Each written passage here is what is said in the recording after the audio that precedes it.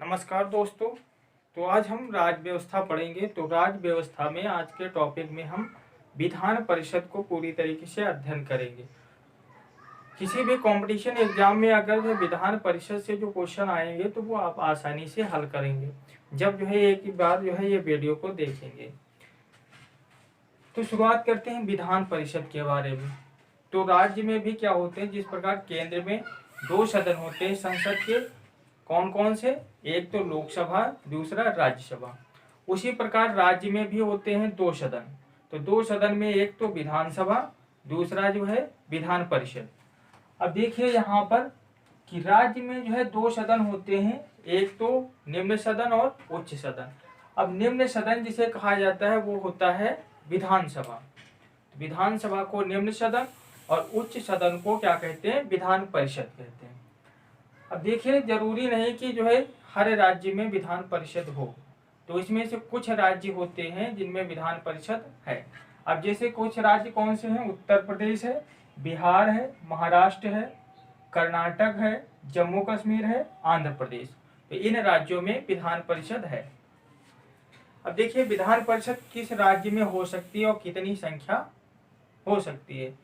तो यहाँ पे किसी भी राज्य में जो है अगर विधान परिषद की सदस्यों की संख्या कम से कम 40 हो सकती है, कम से कम 40 हो सकती है, लेकिन मैक्सिमम जो है अधिकतम सदस्यों की संख्या विधानसभा के जो है सदस्यों के 1/3 होगी।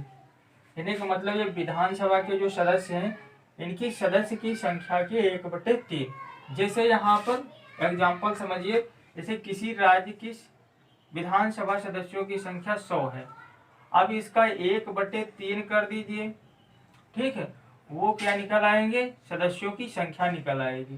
तो समझ में आ गया होगा कि 1/3 सदस्यों की संख्या होती है। अब नेक्स्ट क्या है कि ये सदस्य जो है जनता के द्वारा प्रत्यक्ष नहीं चुने जाते हैं, इनका चुनाव जो होता है वो अप्रत्यक्ष रूप से होता है। अप्रत्यक्ष रूप से कैसे होता है, तो इसमें जो है विधान परिषद के जो है 1/3 सदस्य जो होते हैं स्थानीय संस्थाओं या नगर पालिका या जिला परिषद के सदस्यों के द्वारा चुने जाते हैं। तो यहाँ पर 1/3 सदस्य होंगे विधानसभा के सदस्य, तो वो किसके द्वारा चुने जाएंगे, स्थानीय संस्थाएं। स्थानीय संस्थाएं में जैसे नगर पालिका है, जिला परिषद, तो यहाँ पे नगर पालिका और जिला परिषद के जो सदस्य होंगे वो क्या करेंगे, 1/3 सदस्य को विधान परिषद के सदस्यों को चुनेंगे। तो ये समझ में आया होगा पॉइंट। नेक्स्ट पॉइंट क्या है, 1/3 जो सदस्य होंगे तो राज्य की विधान परिषद के सदस्यों के द्वारा चुने जाएंगे। अब देखिए 1/3 सदस्य होंगे वो राज्य में जो विधानसभा होगी तो उस विधानसभा के द्वारा 1/3 सदस्य चुने जाएंगे। तो ये भी पॉइंट आपको समझ में आ गया होगा। अब नेक्स्ट क्या है, 1/12। अब देखिए 1/12 जो सदस्य जो चुने जाते हैं वो क्या कहे जाते हैं कि विद्यालय हैं, उच्च विद्यालय हैं, ठीक है, उच्च माध्यमिक विद्यालय हैं, इनके अध्यापक और अध्यापिकाओं के द्वारा चुने जाते हैं। अब देखिए जो शिक्षक जो होते हैं वो क्या करते हैं, 1/12 सदस्यों को चुनते हैं। अब शिक्षक जो 3 साल से जो है किसी भी उच्च विद्यालय में या उच्च माध्यमिक विद्यालय में पढ़ा रहा हो तो वो जो है विधान परिषद सदस्यों के निर्वाचन में भाग ले सकता है 3 साल, ठीक है। अब नेक्स्ट क्या है, 1/12 सदस्य। 1/12 सदस्य जो है वो स्नातकों के द्वारा चुने जाते हैं। अब देखिए 1/12 जो सदस्य होंगे जो स्नातक पास कर चुके हों वो विधान परिषद के सदस्यों को चुनेंगे, या फिर उसी साल स्नातक उत्तीर्ण कर चुके हो वो भी क्या करेंगे, 1/12 सदस्यों को चुनेंगे। नेक्स्ट क्या है, शेष 1/6 सदस्य, ठीक है, जो बचे हुए 1/6 सदस्य होंगे उनको राज्यपाल जो करता है वो मनोनीत करता है। अब मनोनीत कुछ ऐसे सब्जेक्ट हैं, ऐसे विषय हैं जिन पे क्या करते हैं, वो मनोनीत करते हैं। तो जैसे कला है, साहित्य है, कला, साहित्य, विज्ञान और समाज में ख्याति प्राप्त कर चुके हों, जैसे कला, साहित्य, विज्ञान और समाज में जो है बहुत ज़्यादा क्या ख्याति प्राप्त या प्रसिद्धि प्राप्त कर चुके हो, तो राज्यपाल जो है क्या करता है, उन सदस्यों को मनोनीत करता है। कितना? 1/6 सदस्यों को।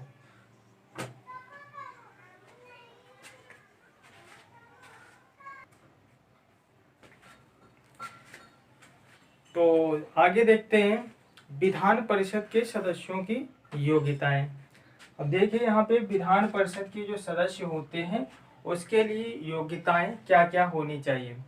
तो योग्यताओं में देखिए, पहले बात तो भारत का नागरिक होना चाहिए, तो वो विधान परिषद के चुनाव लड़ सकता है। दूसरा, उसकी आयु जो है 30 वर्ष से कम ना हो। ठीक है, विधान परिषद के सदस्यों की आयु जो है, ये क्वेश्चन ज़्यादा आता है, तो विधान परिषद के जो सदस्य होते हैं उनकी आयु जो है 30 वर्ष होनी चाहिए। दूसरा जो है पागल व दिवालिया ना हो, पागल व दिवालिया ना हो।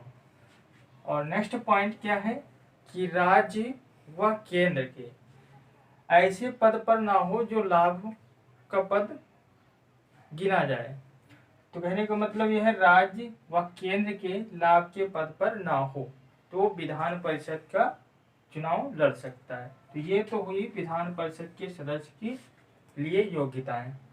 अब देखिए, विधान परिषद जो है एक स्थायी सदन होता है। स्थायी सदन विधान परिषद को विघटित नहीं किया जा सकता है, जिस प्रकार जो है विधानसभा को विघटित किया जा सकता है। ठीक है, तो ये जो है स्थायी सदन होता है और इसके जो सदस्य जो होते हैं 6 वर्ष के लिए चुने जाते हैं, 6 वर्ष के लिए चुने जाते हैं। और यहाँ पे प्रत्येक 2 वर्ष बाद, हर 2 साल के बाद क्या करते हैं, 1/3 सदस्य जो होते हैं वो रिटायर्ड हो जाते हैं और उनकी जगह पे क्या करते हैं कि वो 2 वर्ष के बाद चुन के आते हैं। ठीक है, नए सदस्य आएंगे। समझ में नहीं आया होगा पॉइंट, तो देखिए दोबारा। तो 2 वर्ष बाद जो है 1/3 सदस्य वो रिटायर्ड होंगे और उन्हीं की जगह पर क्या होंगे, फिर सदस्य निर्वाचित होकर के आएंगे, नए सदस्य। ठीक है, अब देखिए यहाँ पर विधान परिषद का चुनाव जो है 2 वर्ष बाद होता है। विधान परिषद जो होंगे तो विधान परिषद के सदस्यों का जो चुनाव होगा 2 वर्ष के बाद फिर होगा। जो रिटायर्ड होंगे, रिटायर्ड के लिए जो है क्या किया जाएगा, फिर से चुनाव कराया जाएगा और 1/3 सदस्य वो चुन के फिर दोबारा आएंगे। अब नेक्स्ट देखिए, यहाँ पे विधान परिषद में जो है एक सभापति होता है, दूसरा क्या होता है, उपसभापति होता है। अब ये सभापति उपसभापति कैसे होते हैं, तो जैसे यहाँ पे विधान परिषद है तो विधान परिषद में जितने भी सदस्य होंगे तो उन्हीं में से जो है क्या करते हैं, एक को क्या करते हैं, निर्वाचित करते हैं सभापति, और दूसरा क्या होता है, दूसरा जो है उसी का जो है उपसभापति को निर्वाचित करते हैं विधानसभा परिषद के सदस्य। अब देखिए, विधान परिषद के अधिवेशन जो है वो राष्ट्रपति बुलाता है। ठीक है, क्या करता है, अधिवेशन जो है राष्ट्रपति बुलाता है, लेकिन वर्ष में 2 अधिवेशन होना जरूरी है। ठीक है, मतलब वर्ष में 2 अधिवेशन बुलाना बहुत जरूरी होता है, कंपलसरी होता है। तो दोस्तों, ये जो हुआ विधान परिषद।